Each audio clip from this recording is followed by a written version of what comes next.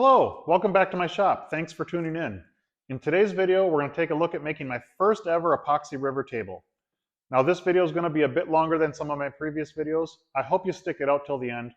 But just in case you don't, I'm going to ask ahead of time, if you learned anything from this video, if you enjoy the video, please like and subscribe. And as I always say, even if you don't enjoy the video, please like and subscribe. Now, I'm going to take you from start to finish on this project. I'd like to say that everything went perfect and smooth, but that's rarely the case. There were a few bumps in the road, there were some lessons learned. Hopefully you can stick out the video till the end, and maybe you'll have learned something too. Now let's get right into the build. So I'm starting out with a couple slabs of black walnut, one of which is already roughly cut to size and flattened on one side. In a previous couple of videos, I went into greater detail on how to build a router sled so you can flatten these slabs yourself. If you haven't seen those videos, please check them out. I'll leave a link in the description below. So now we're getting the second slab roughly sized up, and we're going to get it flat on one side. I want the slabs flat on one side so that they sit really nicely in my forms, and it will help me reduce how much epoxy seeps underneath the slabs. The epoxy is really expensive, so there's no need to be wasteful. So obviously for time, this video is sped up a lot. If you're doing this yourself, just take your time and go slow.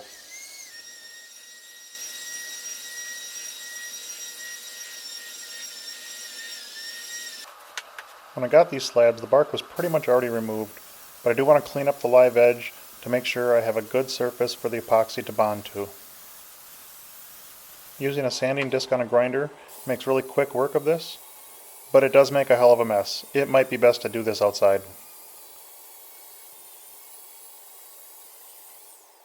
I need to get the epoxy ordered up, so I set the slabs approximately how they're going to sit, and then take a bunch of measurements. Then you use all these measurements to figure out an average width, and use that to calculate your volume.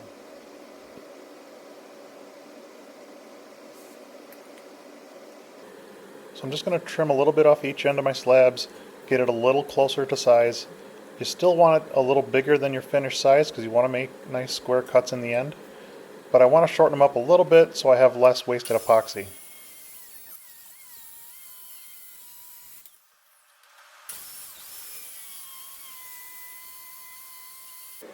I'm making the bottom of my form out of 1/2 inch melamine particle board. I use 1/2 inch instead of 3/4 inch for one simple reason. It's cheaper.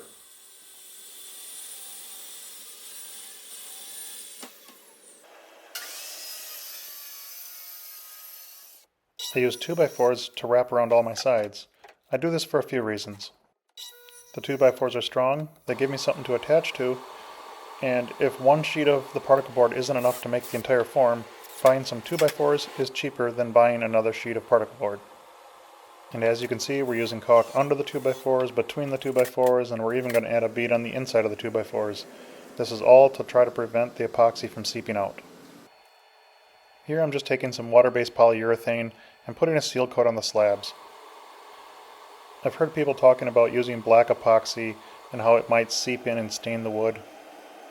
But honestly, in the end, when I reflatten the slabs, I take enough material off that I don't think this part is necessary, but also it doesn't hurt.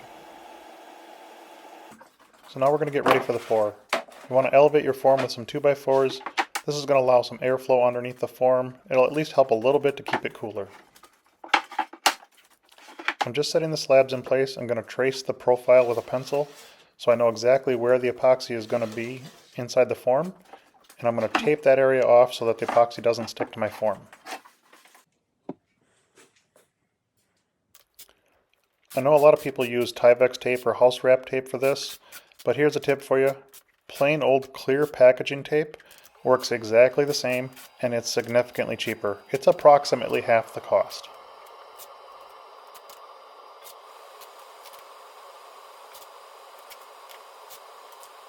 Now I'm going to lay a bead of caulking just inside the line. Again, I'm trying to prevent excessive amounts of epoxy from seeping underneath the slabs.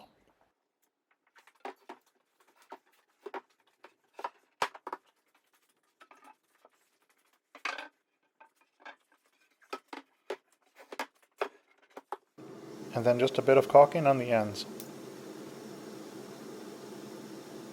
Now I'm going to attach some 2x4s and blocks. This is so that if epoxy does get under the slabs, it doesn't float them up. Using these blocks rather than clamps is going to allow for a little expansion and contraction so the slabs can move as needed as the epoxy heats up and cools down.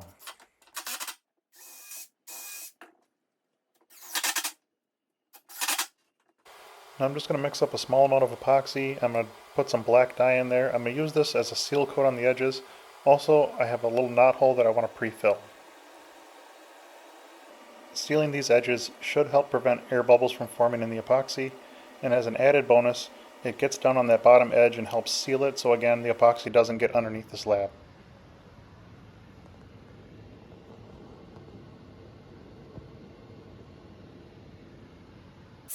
Now I'm just going to rough up these edges with some sandpaper. This is going to give the epoxy a good mechanical bond. Then just make sure to clean up all the loose dust. Before mixing the epoxy, you need to warm it up just a little bit. A nice bath of warm water is great. You want to get between 72 and 75 degrees. So I went with the super clear deep pour epoxy. This is a 2-to-1 mix. When I calculated out how much I needed, it was going to be just over 4 gallons. So I bought the 3-gallon kit and a 1.5-gallon kit.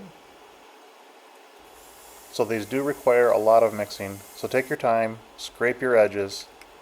And what I'm going to do is I'm going to mix up 2 separate batches, try to get the color as close as I can, and then I'm going to dump the 2 batches together and mix them again so that I have one consistent color. I added quite a bit of black dye to my epoxy. I was going for a very dark black look. I didn't want any light showing through. Of course, if you want yours a little more translucent, just mix in less dye.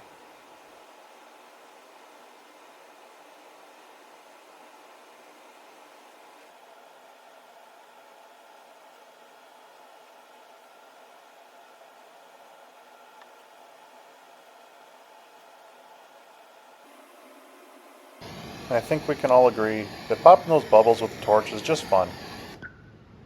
So I forgot to put a fan on this overnight to help keep it cool. So as it cured, the epoxy got a bit wrinkly.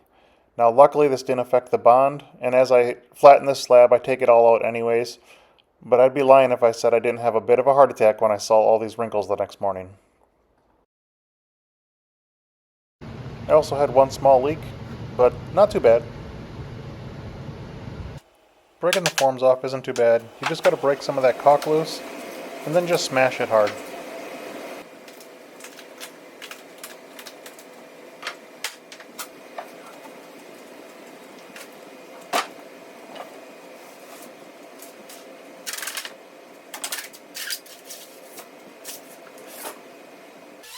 So now I'm going to use the rotor sled to flatten out this entire table.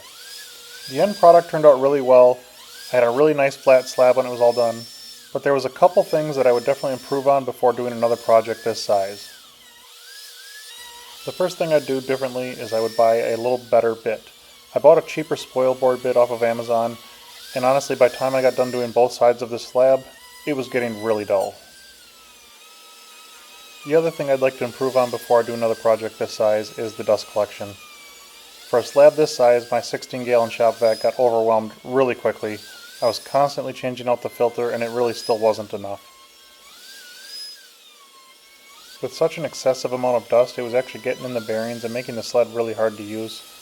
I'm going to have to figure out a way to use my dust collection system, but then I'm going to have that big giant hose to deal with, so I haven't quite figured out exactly what I'm going to do.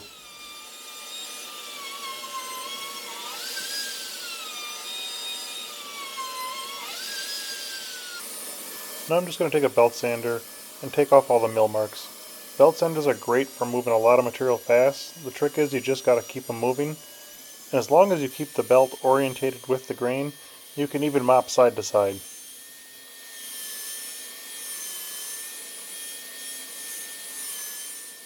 Now I'm going to get the table cut down to its final size. We're going to start with straightening one edge.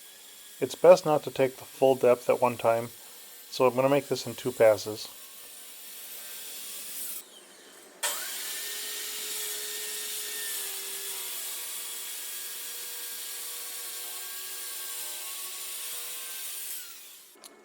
Once one side's straight, then you can just make a parallel cut on the other side.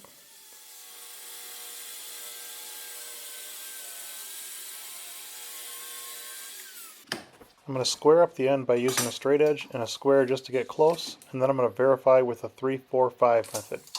You measure 3 foot one direction, 4 foot the other direction, and if it's perfectly square, the diagonal is going to equal exactly 5 feet.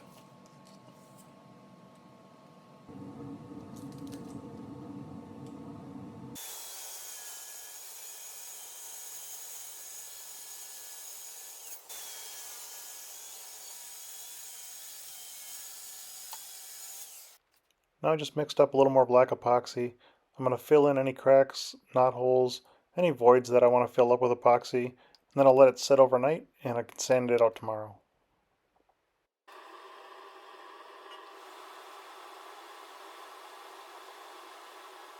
There were a couple of knots that I just didn't like the look of, so I'm going to go ahead and cut bow ties in and patch those up. I made a more extensive video on how to make bow ties. If you haven't seen that, please check it out. I'll leave a link in the description below.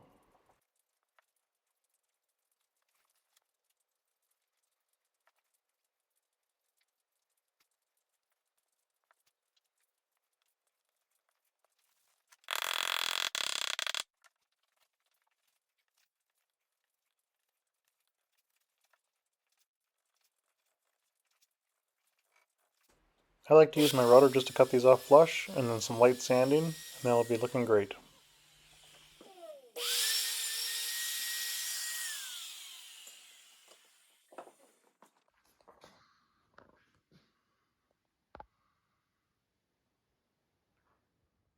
Then comes time for the finish sanding. If you're doing it right, this is going to take a long time. Work your way through all the grits, don't skip any, and water pop in between grits. For the water popping, some people use a spritzer. I like to just wet a rag and wipe it all down.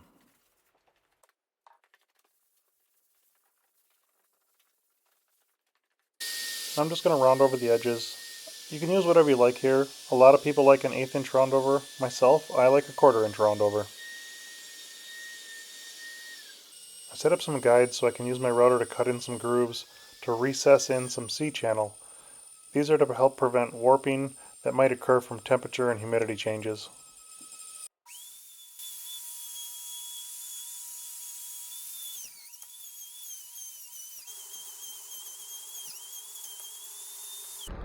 The C-channels I ordered from Amazon came from Bidwell Wood and Iron. And when I opened the box, they sent along a Tootsie Pop, so I figured the least I could do was give them a little shout out. I'll leave a link in the description below if you'd like to buy some for yourself. I'm just using a brad point drill bit to mark all my holes. It's just a really quick, easy way to get a perfectly centered hole. And then using a depth gauge or just some simple tape, you can drill all your holes. And then use a countersink that'll help your anchors set a little nicer. And I like to add a little epoxy to these anchors just to make sure they're permanent.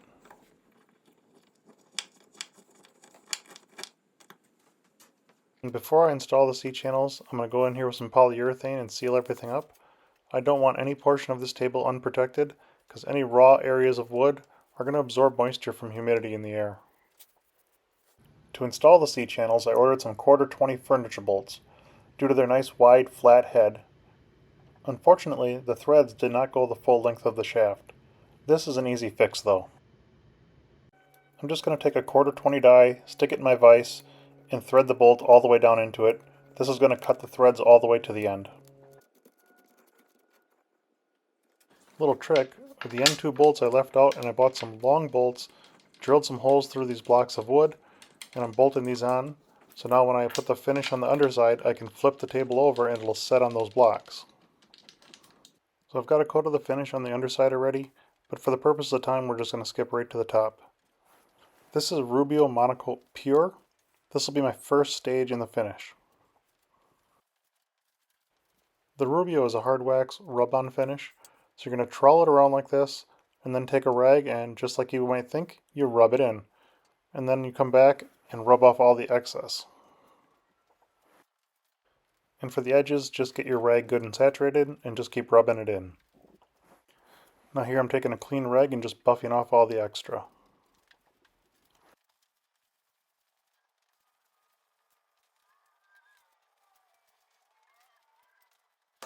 Now to get the color I really want, I'm going to have to do 2 stages here. So I'm going to take this red Scotch-Brite pad and scuff up the finish. To get the color I want, I'm going to use charcoal over top of the pure. The reason I did the pure first was because in my test pieces when I used the charcoal, it would seep down into the pores and leave some really black spots that I really didn't like. And unfortunately what you're witnessing here is probably my biggest mistake. We'll talk more about that in a little while.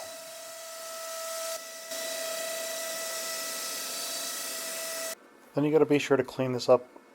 I like to use a tack cloth. I'm going to wipe the whole thing down, and then I'm going to use compressed air to try to clean out the pores a little more, and then I'm going to wipe it with a tack cloth again.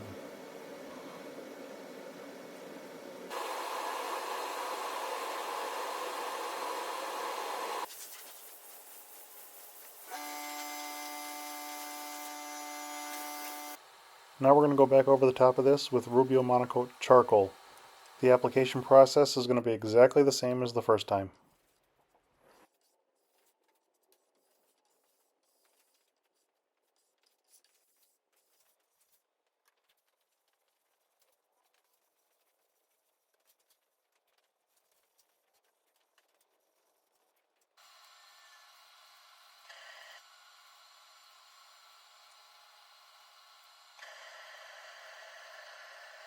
And just like last time, we're going to take a clean cloth and buff out all the excess. Now, if you remember me saying earlier about you witnessing my biggest mistake, that mistake was that when I was buffing out that first coat with the red Scotch-Brite pad, I should have never touched the black epoxy. It actually cuts into it and leaves swirl marks that I found to be just unacceptable. The only thing I could do here was sand the entire top off and refinish the whole thing from scratch. Starting with sanding the epoxy, I'm going with 320 grit, 400 grit, 600 grit, and then up to 800 grit. After the epoxy is sanded off, we're going to go back and strip the finish off and sand that back up to 220 grit.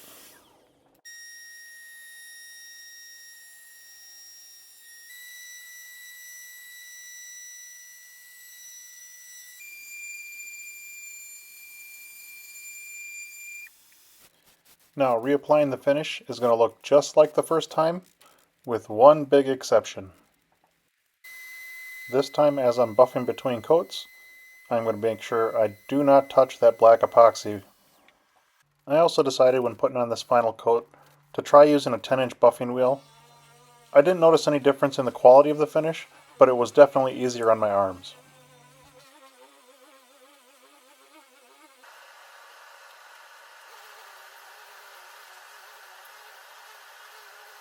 And just like before, we're going to buff off all the excess.